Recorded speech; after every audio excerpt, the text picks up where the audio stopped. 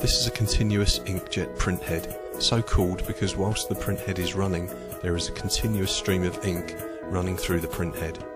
The printhead covers are coming off now to expose the working parts, and we're going to focus in on the part called the gun body, which is where the ink stream starts from. As we come in, the layers peel away and we can see some yellow solvent left over from the previous shutdown.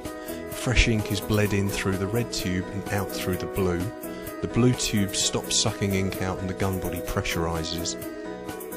Once the gun body is up to pressure, the nozzle valve will open and an ink stream will fire through the printhead.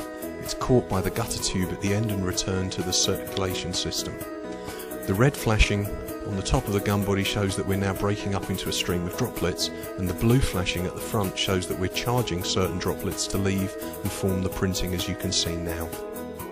When we've done our printing for the day, the printhead then needs to shut down, and to do this we'll focus back in, the nozzle closes and solvent is bled back into the gun body chamber, out through the blue tube. The gun body then pressurises with makeup and the nozzle valve opens. The makeup fires down through the printhead into the gutter tube and cleans the gutter all the way back up to the printer. The printer then sucks air in, shown by the white triangle here, right the way through the system and makes sure the gutter tube is clean and clear of ink and solvent, ready for the next startup. The printhead covers then come back on and we're ready for the next day's printing. And we're good for printing.